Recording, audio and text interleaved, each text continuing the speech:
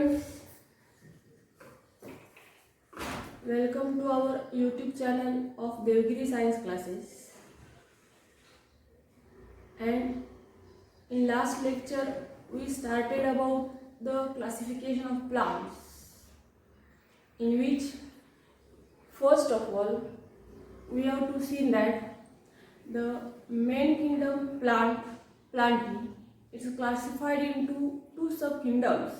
That's two subkingdoms are the subkingdom Cryptogams and another one more subkingdom is the Phanerogams, in which we have to start again. We had started about the first subkingdom Cryptogams, in which we studied about some of the divisions of Cryptogams.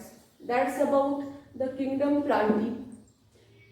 Its subkingdom is the Cryptogams, and in that we studied the first division called as the Thallophyta. Thallophyta हे division आपण पाहिलं होतं. ज्या थॅलोफायटामध्ये जवळजवळ सगळ्या आयडीचा समावेश होतो हेही शिकलो. त्याचे वेगवेगळे एक्झाम्पल्स पाहिले, कॅरेक्टरिस्टिक्स पाहिले. सेकंड डिव्हिजन पाहिलं ब्रायोफायटा. ब्रायोफायटा जे की ॲम्फिबियन प्लांट्स होते, ज्याचे आपण वेगवेगळे कॅरेक्टरिस्टिक्स पाहिले, त्याचबरोबर त्याचे एक्झाम्पल्स पाहिले. आता आज आपल्याला शिकायचे थर्ड डिव्हिजन क्रिप्टोगॅम्सचं, ते असेल टेरिडोफायटा. सो थर्ड डिव्हिजन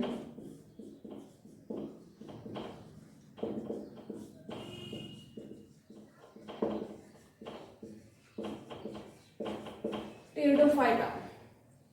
तर तिसरं डिव्हिजन असेल सब किंगडम क्रिप्टोगॅम्सचं. म्हणजे इथं आपला जवळजवळ हाफ लेसन कंप्लीट होईल. काय आपला मेन लेसन असेल प्लांट्सचं क्लासिफिकेशन, ज्यामध्ये आपण दोन सब किंगडम केले, प्लांट किंगडमचे क्रिप्टोगॅम्स आणि फॅनोरोगॅम्स. आणि त्या क्रिप्टोगॅम्सचे परत पुढे तीन डिव्हिजन आहेत. कोणकोणते? थॅलोफायटा, ब्रायोफायटा आणि टेरिडोफायटा. ज्यातले आपण दोन डिव्हिजन पाहिलेत. कोणकोणते? थॅलोफायटा आणि ब्रायोफायटा. तिसरं आपल्याला शिकायचे ते असेल टेरिडोफायटा. तर त्या टेरिडोफायटा हे तिसरं डिव्हिजन पाहण्यापूर्वी तर थोडक्यात त्या प्लांट्स बद्दल. whenever you have to observe in a garden, you have to see different ornamental plants. Garden मध्ये आपण जे वेगवेगळे प्लांट्स लावतो त्यात अनेक ऑर्नामेंटल प्लांट्स असतात किंवा शोभिवंत वनस्पती असतात. Again in from that ornamental plants, if you have to take a leaf of that ornamental plants and observe it carefully, जर त्या ऑर्नामेंटल प्लांट्सचं एखादं लीफ जर प्लग केलं आणि त्याचं केअरफुली ऑब्झर्वेशन केलं तर तुम्हाला ह्या तिसऱ्या डिव्हिजनचे कॅरेक्टरिस्टिक्स लक्षात येतील. आता हे थोडक्यात कसं असेल तिसरं division Pteridophyta. So first of all plants from the group have the well developed root stem and leaves. बघा आता स्टेप बाय स्टेप. अगोदरचे जे आपण दोन डिव्हिजन पाहिले, थॅलोफायटा, ब्रायोफायटा. थॅलोफायटामध्ये रूट स्टेम लीव्स नव्हते, तर ब्रायोफायटामध्ये फॉल्स किंवा root like, stem like, leaf like structure होते. पण टेरिडोफायटामध्ये काय असेल? Actually well developed root stem leaves असतील. स्टेप बाय स्टेप आपण प्लांटचं क्लासिफिकेशन करतोय. सुरुवातीचं जे डिव्हिजन होतं थॅलोफायटा, त्यामध्ये असणाऱ्या प्लांट्समध्ये रूट स्टेम लीव्स नव्हते.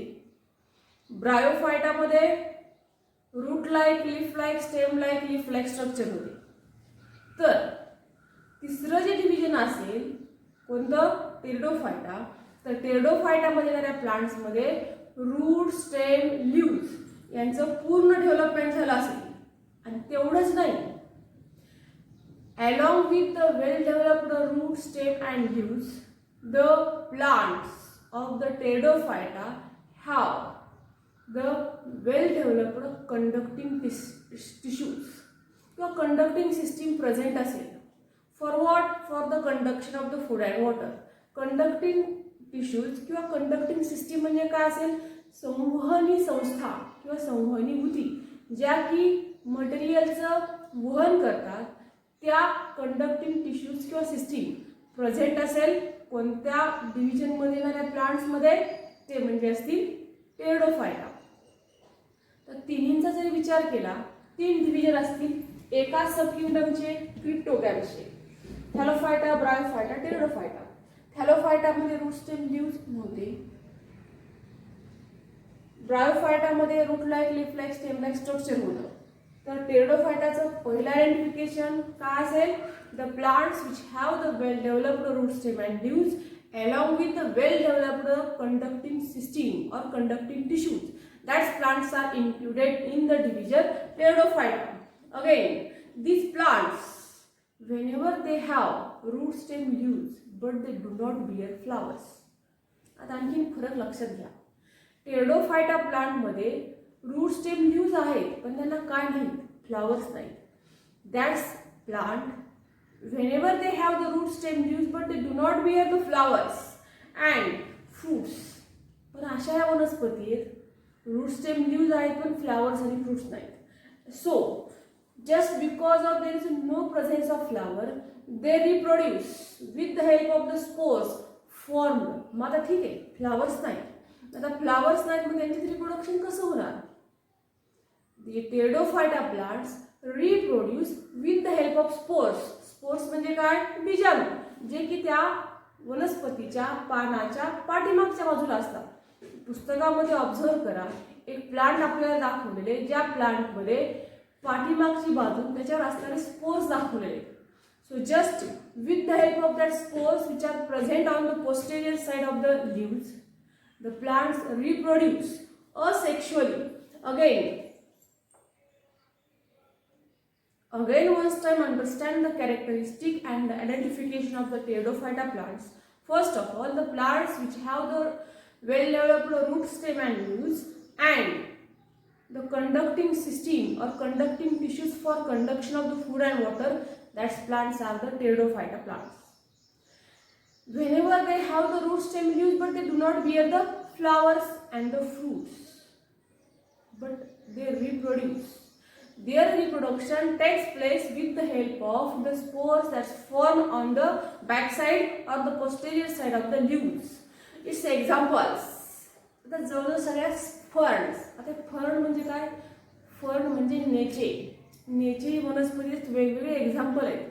That Pteridophyta plants belong included different types of ferns like Nephrolepis.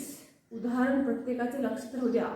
Nephrolepis, Marsilea, Pteris, Adiantum, Equisetum, Selaginella and Lycopodium.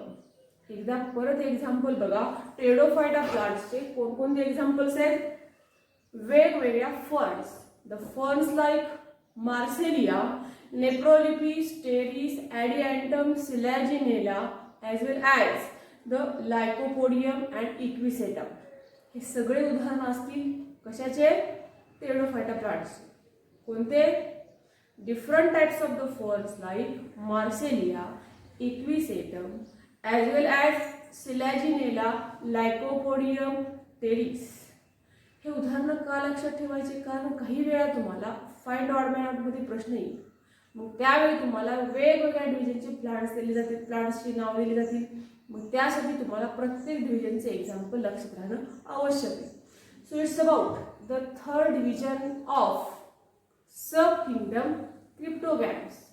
So here again one thing that you have to remember, the plants reproduce asexually by spore formation and sexually by zygote formation. म्हणजेच ह्या Pteridophyta plants मध्ये दोन्ही प्रकारचं reproduction पाहायला मिळेल. कोणकोणतं? Sexual आणि asexual. Sexual कसं असेल? By zygote formation. आणि असेक्शुअल कसं असेल? By spore formation. And at last you have to remember for that Pteridophyta plants, that is that plants have the separate conducting system for the conduction of food and water. So here you have to complete our plant classifications first half part about the subkingdom cryptogams, which included the 3 divisions called as Thallophyta, Bryophyta and Pteridophyta. आता त्या तिन्ही division मध्ये तुम्हाला काय काय लक्षात ठेवावं लागेल, प्रत्येकाचे कॅरेक्टरिस्टिक्स, प्रत्येकाचे एक्झाम्पल आणि आवश्यक त्या ठिकाणी असणाऱ्या फिगर्स, ह्या 3 गोष्टींचा तुम्हाला विचार करावा लागेल, त्याचा अभ्यास करावा लागेल. So after the study of this 3 division, whenever you have to ask one of the question, that's whenever there are the difference in these 3 divisions, thallophyta, bryophyta and pteridophyta, what is the similarity in between these 3 plants or 3 divisions? जरी ठीक आहे यांच्यामध्ये फरक आहे, आता फरक आहे पण त्याचबरोबर काहीतरी साम्य असेल, म्हणून तर ते तीनही डिव्हिजन कोणत्या सब किंगडमचे, क्रिप्टोगॅमचे. So here you have to see all these plants reproduce by the spore formation. हे सगळेच प्लांट्स मध्ये आपल्याला रिप्रोडक्शन कुठल्या प्रकारचं पाहायला मिळेल, स्पोर फॉर्मेशन न पाहायला मिळेल.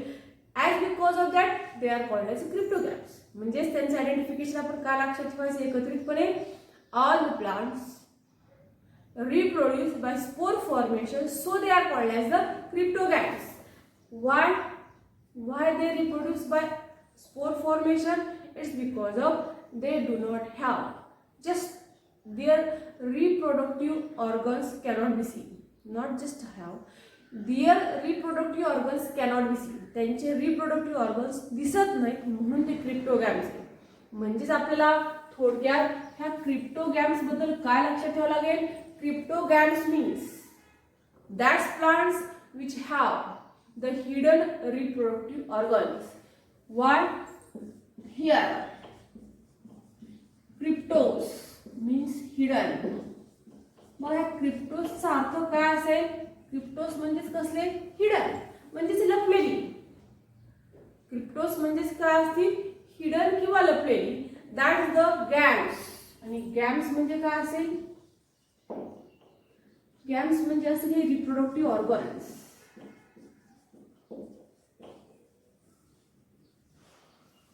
तर थोडक्यात अर्थ लक्षात राहू द्या, हे तीनही डिव्हिजन थॅलोफायटा, ब्रायोफायटा, टेरिडोफायटा कोणत्या सब किंगडमचे, क्रिप्टोगॅम्सचे. क्रिप्टोगॅम्स का, क्रिप्टोगॅम्स म्हणजे काय, those plants which reproduce by spore formation, they are the cryptogams. What is mean by that cryptogams? Kryptos means hidden and gams means reproductive organs. So it's about the first subdivision of kingdom Plantae called as the cryptogams. So after the study of these cryptogams, just we see the next about the second division. ह्याच्यानंतर आपल्याला पाहायचं दुसरं division. तर second division बद्दल थोडक्यात, फॅनोरोगॅम्स. तर second division कोणतं असेल मग आपलं, प्लांट्सचं फॅनोरोगॅम्स. आणि आतापर्यंत आपण जे कंप्लीट केलं ते कोणतं डिव्हिजन कंप्लीट केलंय, क्रिप्टोगॅम्स. त्यातील 3 division, Thallophyta, Bryophyta, Pteridophyta.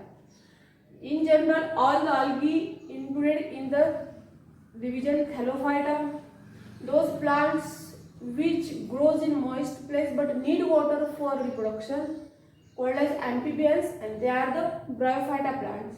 And the plants which have well developed root stem leaves as well as the well developed conducting system, that plants are the pteridophyta plants. So here we completed the sub kingdom cryptogams.